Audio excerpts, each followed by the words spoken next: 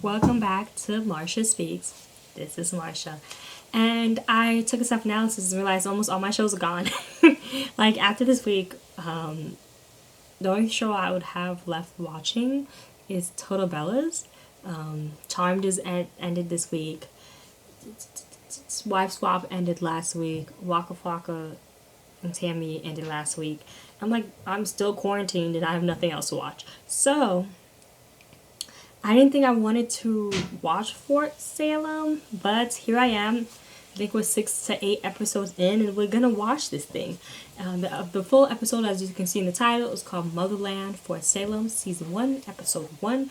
I'm gonna review it as I watch it, and it's a little creepy at the beginning. This girl has got a balloon, and it popped. She's a woman, but whatever. It popped, and this little girl's watching her make the balloon come to her, and the next thing you know, these people, like everybody in the area, goes to like the second story balconies and just starts jumping. And then from there we see her get in a car, and she is burning something like the cigarette thing, and she puts it on her face, and next thing we know, her face melts. Well, not melts, like, yeah, melts, and it's somebody else's face. And that is where I am. Like all my other reviews, if you haven't watched my other reviews, I watched a TV show and review in the commercials, so there are certain things I won't know until the end of the episode, right? So it's just weird. Yeah, it's a little freaky. I'm used to Charm being a little bit more lighthearted, but me and my tactical heart think that I might actually like this one, and it was recommended by one of my favorite subscribers and commenters. So here I am. Let's see how this goes. Unlike Total Bells, I actually do like the theme song for this one, and I'm gonna rewind back because I kind of want to see how they divided the American maps, the American map, and they took out a lot of key people that we normally have in our history and put witches in their place. Where are the male witches? Is there no male witches in this world? Geography was not my subject, y'all. So I paused the theme song to look at the United States map in this alternate universe. And compared to our map, the Dakotas are combined. Are the Carolinas combined? The Carolinas are combined. Arkansas, Iowa, Minnesota, and Louisiana. No, are Arkansas, Iowa, and Missouri. And Minnesota, no, yeah, are not on this new map. I'm a Floridian, so unfortunately I gotta claim this state, and they still gotta claim it over there too. Louisiana's bigger than it normally is. There's no Oklahoma. I'll have the East Coast is predominantly the same, but there's a lot of states in the West Coast, and the Midwest is gone or larger. Like they have Montana, Wyoming, Colorado, and New Mexico. I think they're bigger than what we would consider here, because Oklahoma isn't here. Louisiana's bigger. Kansas, Nebraska is not here. Wow. Okay, so there's a couple states that, let's be honest, almost probably forgot is in the United States. Isn't on this alternate universe. Okay, how do you guys feel about your state not being there? Comment down below. Instead of those states being there, it's a section called the Secession, Cession. I don't know how to pronounce that, but I just found that interesting. Is that where our main characters are gonna be in, or at least from? Okay, so our main character is from the Secession. Okay, so this little girl transferred the sickness that this old woman had onto herself. Is she related to these people? Are these the sacrifices that the witches have to do? I'm so confused why she would do this. Is there like some type of connection to each other? I don't know why there's still 50 stars, because it's not 50 states. I'm confused. Okay, we find out that our main character's name is Rachel. That's good to know because I don't know what to call this woman. And there are two other girls that I guess we'll be focusing on. The black girl haven't caught her name yet. And then this redhead named Tally. I know that the black girl, let's call her Martha, for lack of a better word.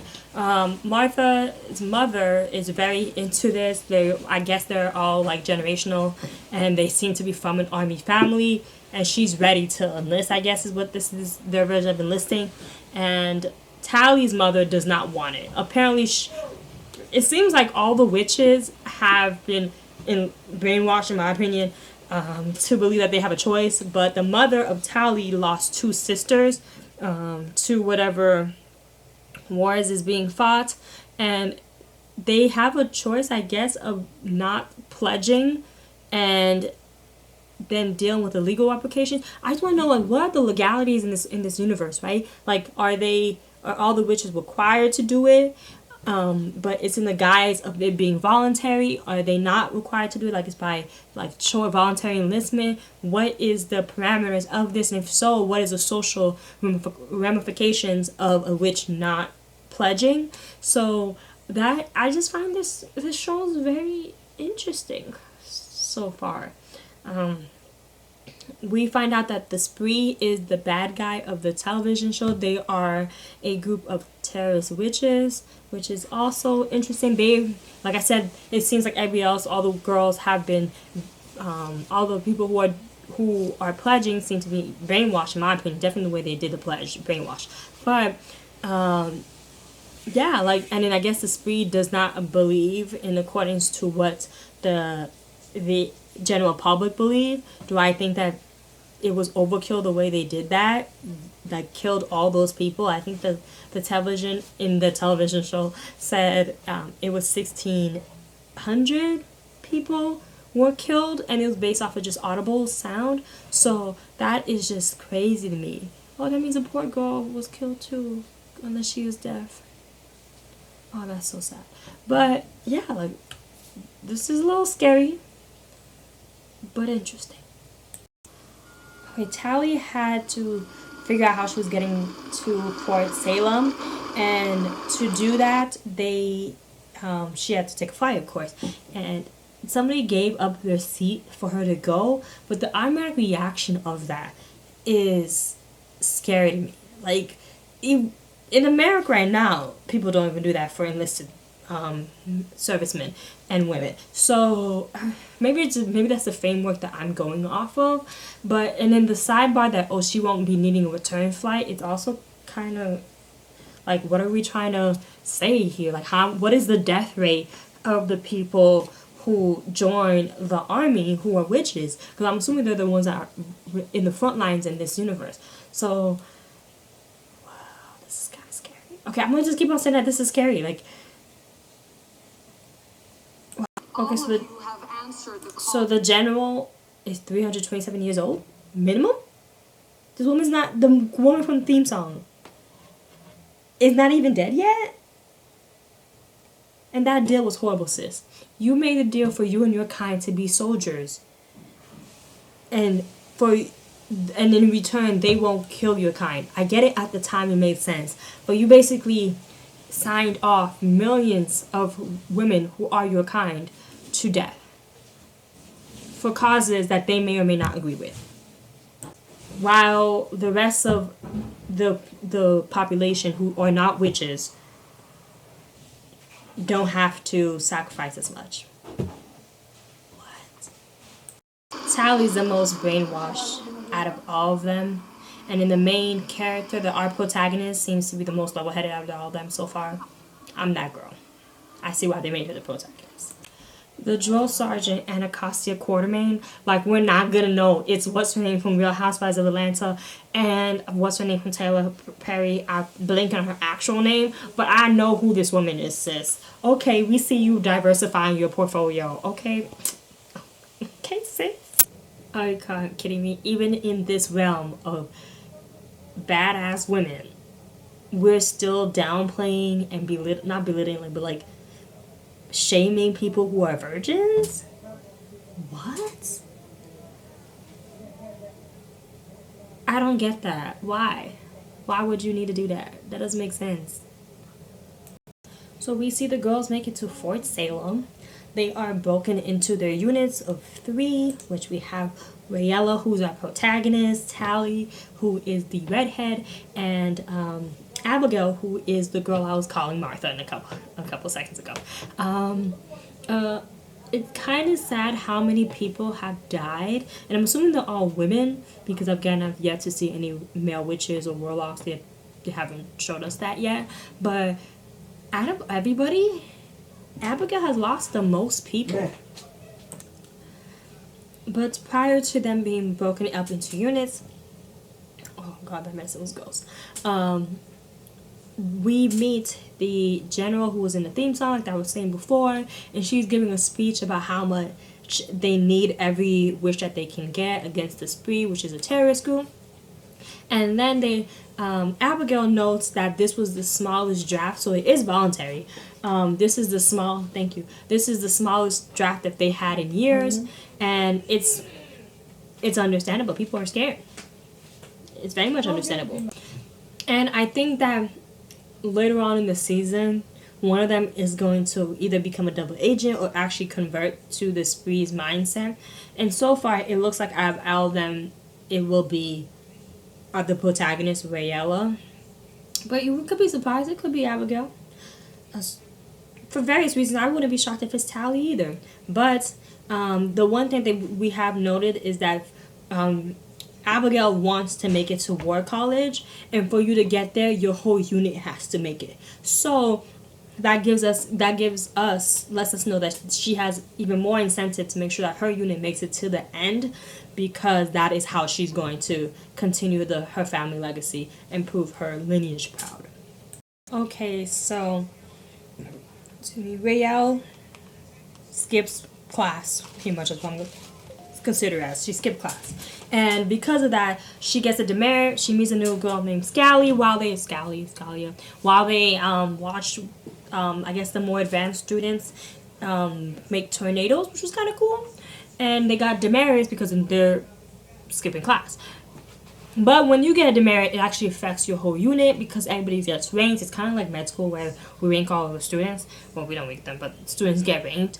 And it does create a lot more competition because, like I said before, Abigail is trying to make sure she makes it to War College. So she's letting Raelle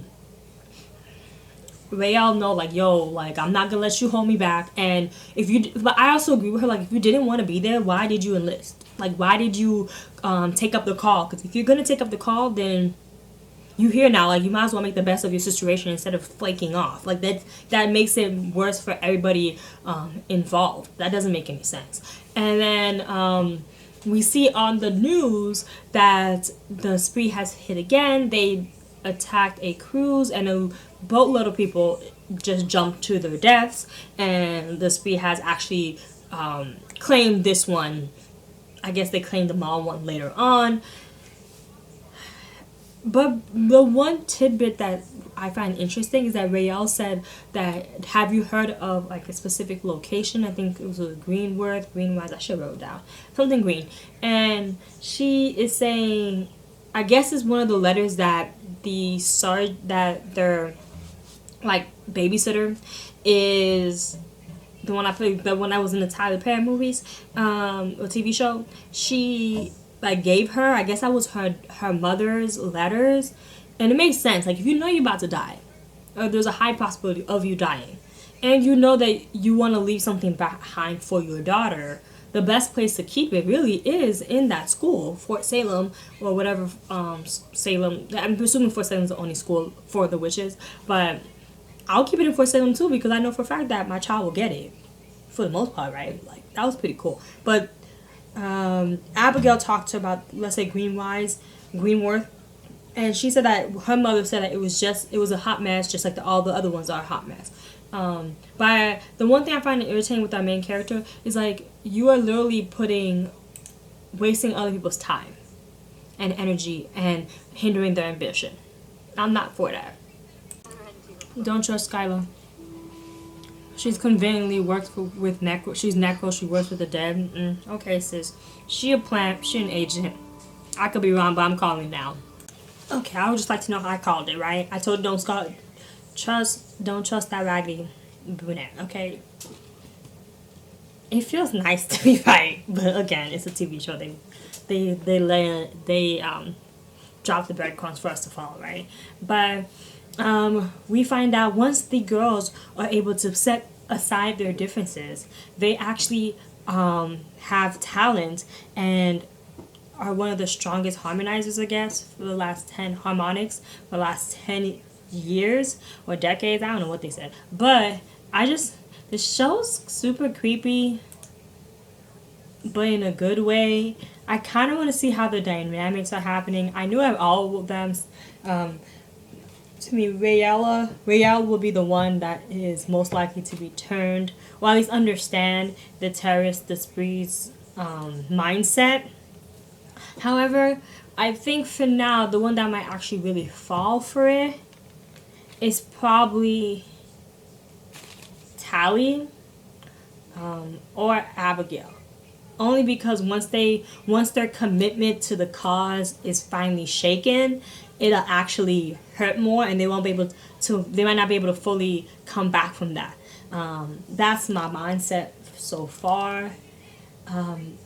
Yeah, and then it's so cool seeing Anacostia. Her hairdos are amazing.